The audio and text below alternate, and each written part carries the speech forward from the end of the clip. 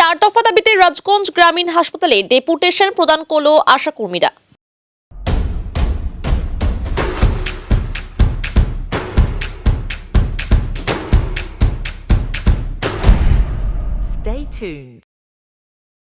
সোমবার পশ্চিমবঙ্গ আশাকর্মী ইউনিয়নের পক্ষ থেকে রাজগঞ্জ ব্লকের বিভিন্ন গ্রাম পঞ্চায়েতের প্রায় 2 শতাধিক মহিলা আশাকর্মী ডেপুটেশন প্রদান করেন।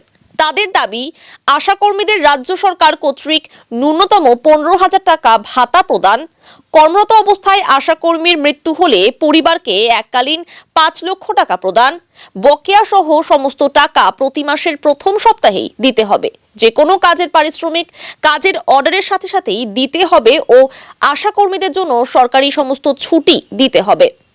এ বিষয়ে রাজগঞ্জ ব্লক আশাকর্মী ইউনিয়নের প্রেসিডেন্ট পূর্ণিমা দাস ঘোষ জানান, মূলত 4 দফা দাবি নিয়ে ডেপুটেশন প্রদান করা হলো। আমাদের দাবি মানা না হলে আগামীতে কর্মবিরতিতে সামিল হব বলে হুঁশিয়ারি দেন তিনি।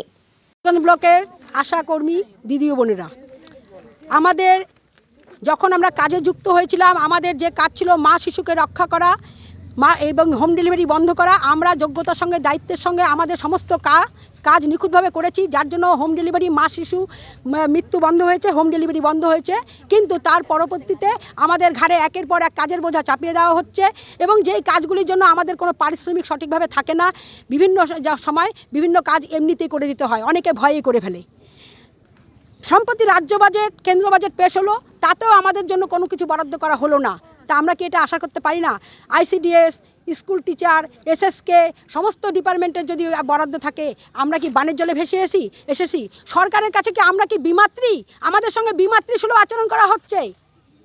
তাই দীর্ঘদিন থেকে আমরা আমাদের প্যাকেজের টাকা পাচ্ছি না। 3টে প্যাকেজ ধরলে জমা হলে পরে আমাদেরকে একটি প্যাকেজ দেওয়া হয়। এবার 3টে প্যাকেজ জমা হলো ডিসেম্বর, জানুয়ারি, ফেব্রুয়ারি, এবার কবে আবার পাবো তার ঠিক নেই। দীর্ঘ 24 সাল থেকে 2024-এর এপ্রিল থেকে আজ অবধি আমাদের PLI এর টাকা পাচ্ছি না। 4টা PLI আটকে আছে, এই এপ্রিল মাস হলে 5টা PLI হবে। অথচ মিষ্টি মুখে যতবারই বলি আমরা কাজ করতে পারবো না, না তোমাদের PLI জমা এসে গেছে, এর মধ্যেই ছাড়া হবে।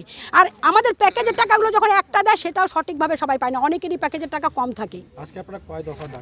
আজকে আমরা 4 দফা দাবি নিয়ে রেখেছি।